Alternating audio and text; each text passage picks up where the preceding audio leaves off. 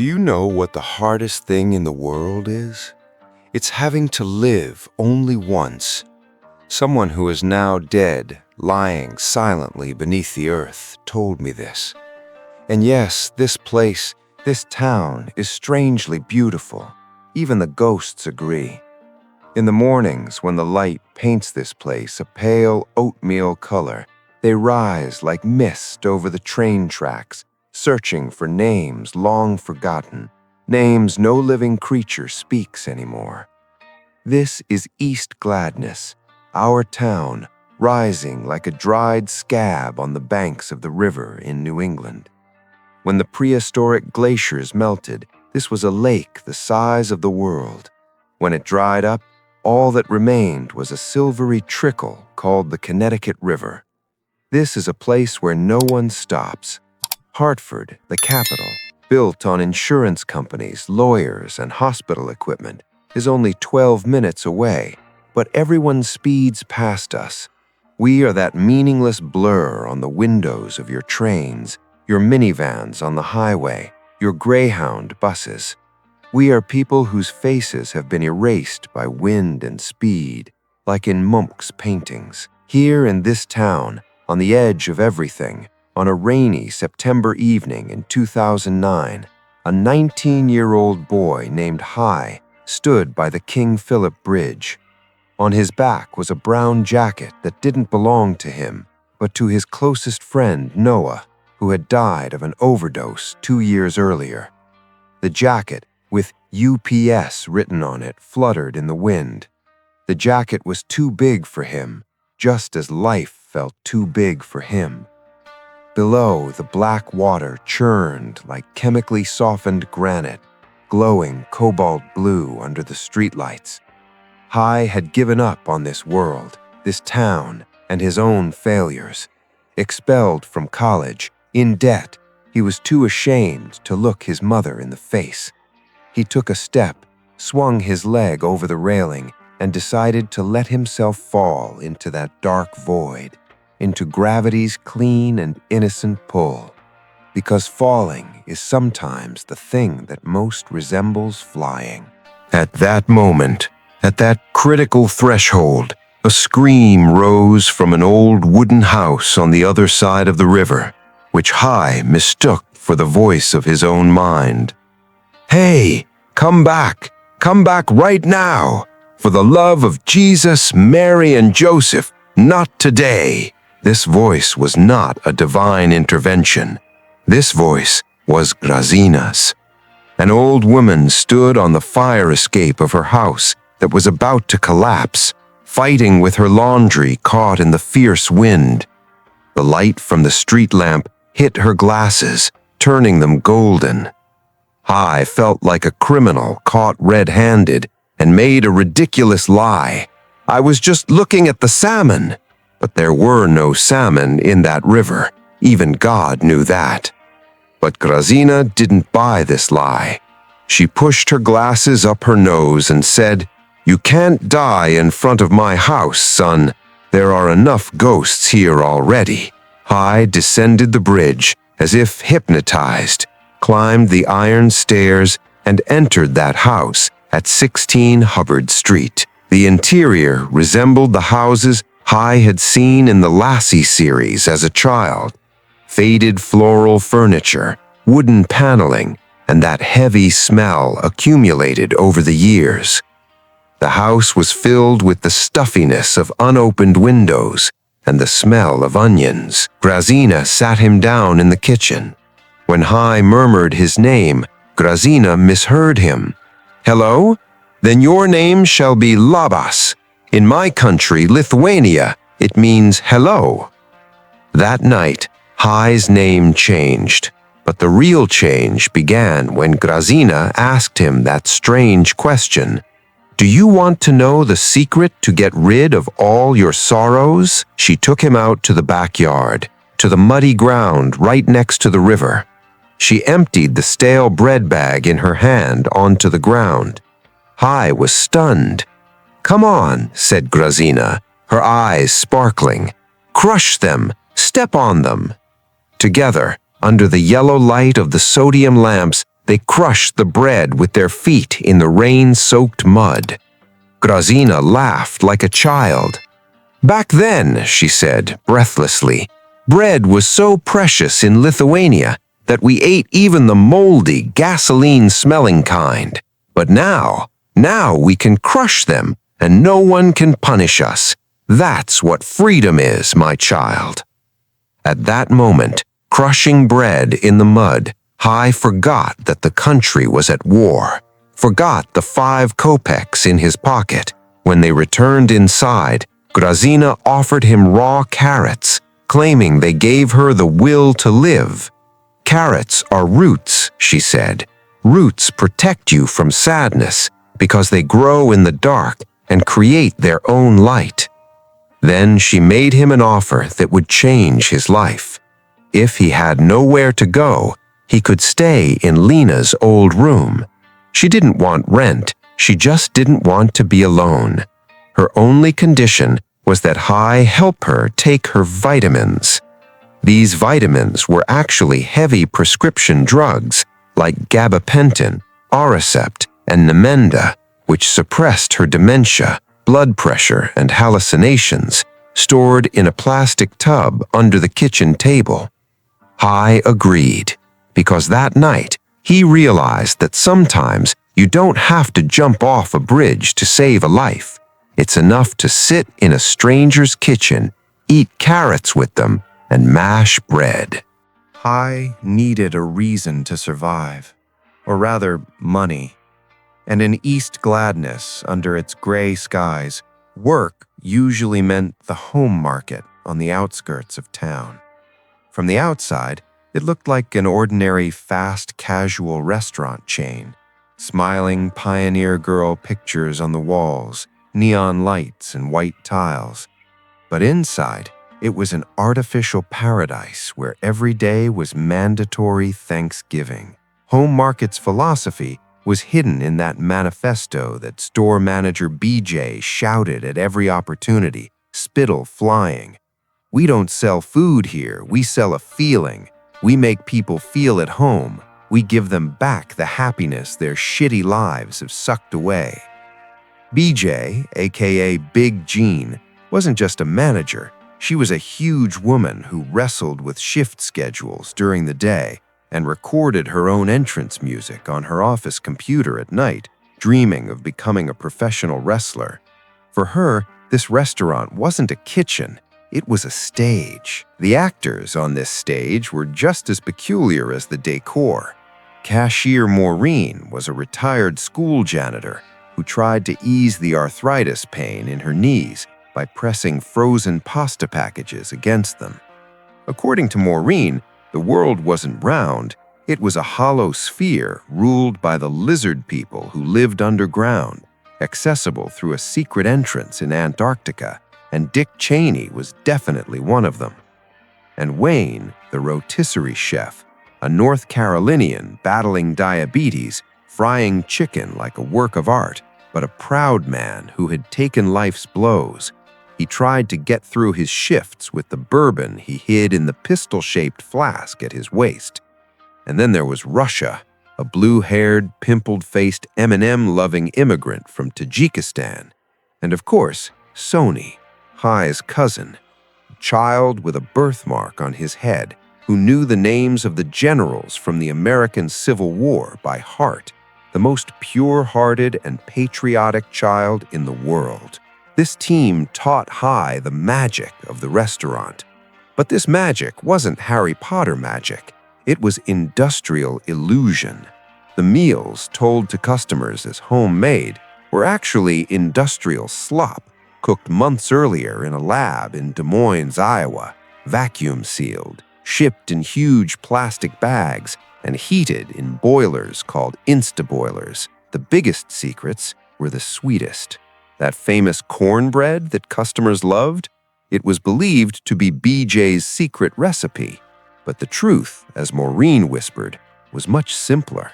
BJ secretly added tons of cheap vanilla cake mix and sugar to the cornbread mixture. The reason it's so good is that it's a lie, Maureen told Hai. We call it bread, but it's actually cake. People want to swallow a sweet lie, not the truth. Hai, holding a warm cake bread in his hand, surrounded by this army of misfits under those artificial lights, felt that strange peace that came with being invisible for the first time in his life. He had escaped from the cold and cruel world outside into this fake refuge that smelled of corn cake. When Hai left home market's fake warmth and the smell of cornbread and returned home to 16 Hubbard Street, he found himself in the midst of another battle, a much older and invisible one. Grazina's mind was overflowing, like the river in the backyard, washing the debris of the past onto the shores of today.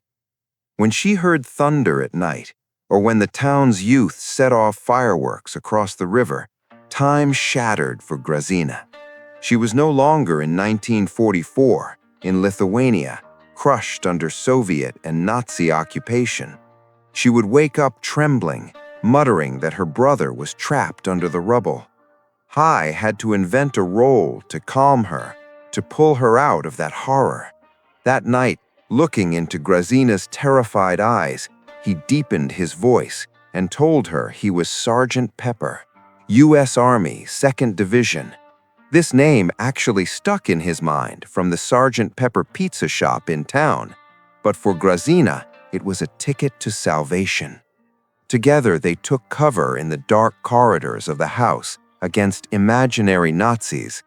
Hai turned the old rusty-legged bathtub in the bathroom into a military jeep that would take them to the safe zone at Gettysburg. Hai held the air as if it were a steering wheel, while Grazina sat behind him, describing bombed lakes and waters filled with dead fish. Hai gave her the Pop-Tarts from his pocket as food, and Grazina gratefully ate them, thinking they were military rations from the war shelter. Hai had become the director of this horrific movie playing in the old woman's mind. He told her the lie, "We're going to America, it's safe there." And Grazina clung to this lie like a child believes in a fairy tale. Because in war, it wasn't the truth that kept you alive, only hope. But Grazina wasn't the only one in this town trying to survive on lies. Hai's cousin Sonny also lived inside a glittering myth of his own making. His mother was in prison, and Sonny believed his father, Min Lee, whom he hadn't seen in years, was on a secret mission in Vermont. According to Sonny, his father was a heroic captain in the South Vietnam Army during the Vietnam War. One day, while in a jewelry shop, a Viet Cong car bomb exploded, embedding a pea-sized diamond in his wrist, where it remained under his skin. Sonny told everyone, "My father has a diamond in his wrist. That diamond will save us, get my mother out of prison." He imagined his father as a diamond general, filling his absence with this legend. But the truth was as sharp, cruel, and cold as the winter winds of East Gladness. When Hai learned the truth from his aunt Kim in prison, it felt like a punch to the gut. Sonny's father was not a commando, but a janitor who washed soldiers' dirty laundry at an American base. The legendary scar on his wrist was not from a heroic battle, but from a soldier's forgotten grenade pin exploding in the laundry room. And worst of all, that man had died years ago. He had been reduced to ashes in a misadventure, a fire that broke out while he was sleeping in his car on the side of a forest road in Vermont. The hopeful letters describing the trees of Vermont, which Sonny had believed were from his father for years, were actually written by his mother in prison with the help of a makeshift dictionary. Hai was now caught between two fires. On one side, he had to play the role of Sergeant Pepper to protect Grazina from the horrors of 1944. On the other, he had to prevent Sonny from learning that devastating, heartbreaking truth. Everyone had taken refuge in a story, because in this town, the naked truth was too heavy for anyone to bear. The story climbed toward a tragic comic and bloody climax. hoping to earn extra money during the upcoming holiday season and receive a $500 bonus per person. The home market team volunteered to work at a pig farm arranged by Wayne over the weekend. The farm's sign read, "Murphy's Free-Range Pigs," but inside it resembled a death camp more than a place of freedom.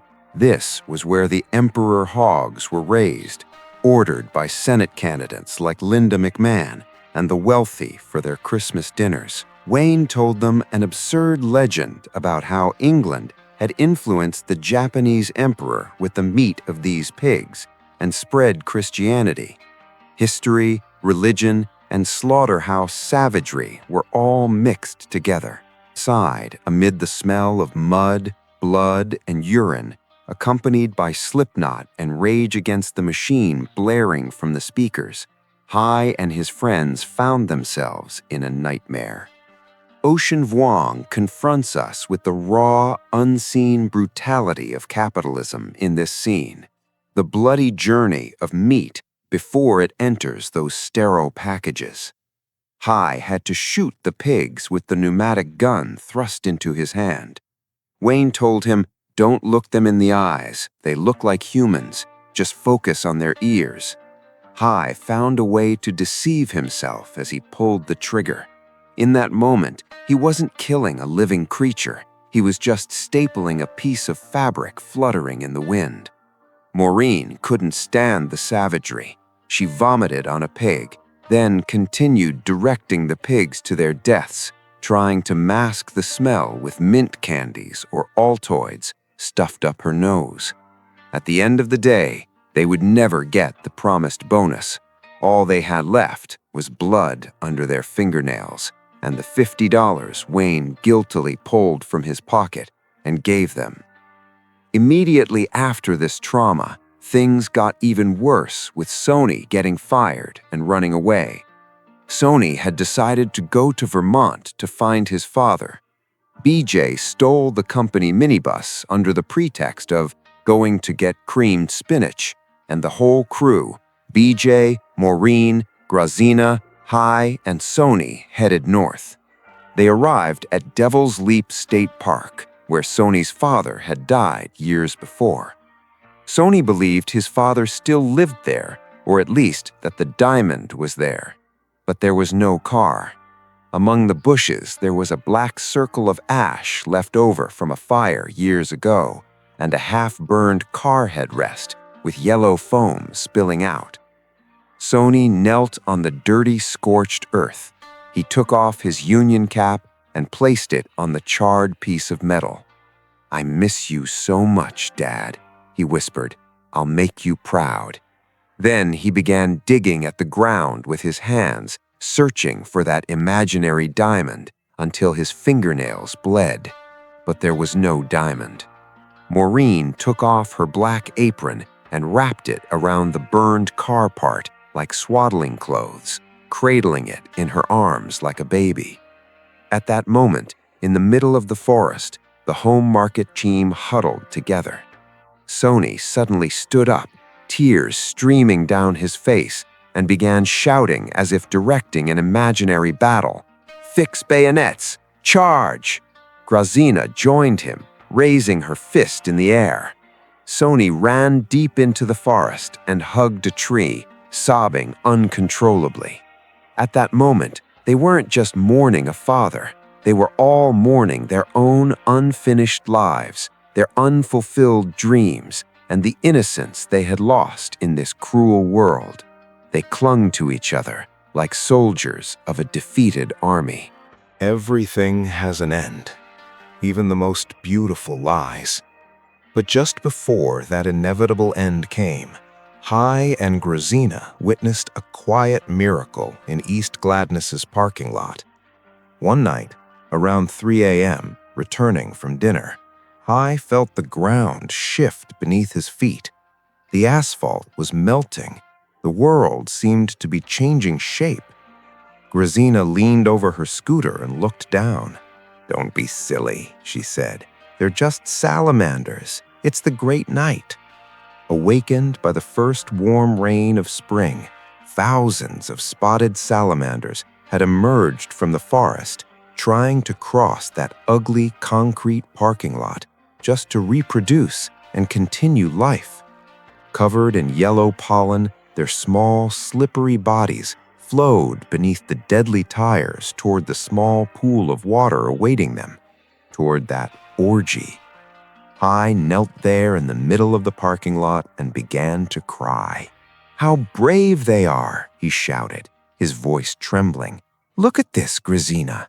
Just to live, just to find each other, they are crossing this hell."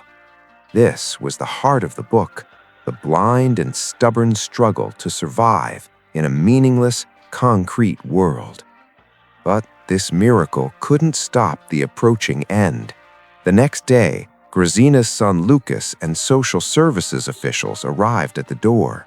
Grazina didn't give in. She set up a last line of defense in her kitchen. She hurled porcelain owl salt shakers and sugar jars at the invaders as if they were hand grenades. "Nazis!" she shouted. "I curse you with holy salt! Get out of my house!" The kitchen turned white with exploding sugar and flour, just like the smoke from the 1944 bombing. But Hai knew they couldn't win this battle. He had to get Grazina out of that house, to give her a dignified farewell. He put her on his electric scooter and drove her down the foggy street toward the dead-end road, slowly moving through the thick fog toward the flashing blue lights of the police cars. Hai told her his last and most merciful lie. "Don't be afraid, Grazina," he said, as the wind cut their faces. "Do you see those lights? That's America. The ship has docked. We've arrived. This is the new world." Grazina, a glimmer of hope in her eyes, asked, "Is my father there? My baker father?" Hai, hiding his tears, said, "Yes, everyone is there. They're waiting for you." Grazina clung to this lie like a child believes in a fairy tale. As she got into the minibus, she turned to Hai and said, "You are my friend." As the minibus drove away, Hai stood alone in the middle of the emptying street, holding the strange plaster R2-D2 statue Maureen had made. Grazina was gone. The salamanders had migrated, and all that remained was the river's unchanging, indifferent murmur. After everything was over, Hai climbed into the green trash container behind Home Market. He lay on his back on top of the black trash bags, discarded lives, and spent time. He felt like an astronaut floating in space, suspended in a weightless environment. In that moment, on top of the trash, he found the purest form of life. Waste was proof that we had lived. To be discarded meant to move forward. He took out his phone and called his mother. He told her he was in medical school, examining a cadaver, which was true in a way. He was examining his own life. "There's so much emptiness inside us, Mom," he said, looking up at the stars.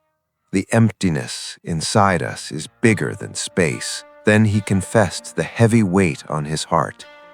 "I'm scared, Mom. The future seems so big, I won't be able to handle it." His mother, in that familiar, tired voice, said, "It only seems that way because you're young, sweetheart. It will become smaller with time.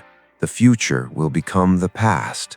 Hai, floating in the dark inside that container, heard a sound. It wasn't the sound of the river. It was the cry of pigs being dragged to the Emperor's slaughterhouse. But now they were screaming like humans, not like pigs. Soft, simple, and only living once, like humans. Ocean Vuong asks us that crucial question in The Emperor of Gladness. Is it possible to grow up just by surviving, without progressing, without winning, without achieving? Perhaps a good life is not a straight line, but being able to look at the stars from inside a dumpster. This book is the story of those who never reach the finish line, those who get lost along the way, those who work in supermarkets, and mothers in prison, thank you for watching Daily Books. If you sometimes find yourself on the edge of that bridge or inside a trash can, don't forget to subscribe, because we have many stories to tell.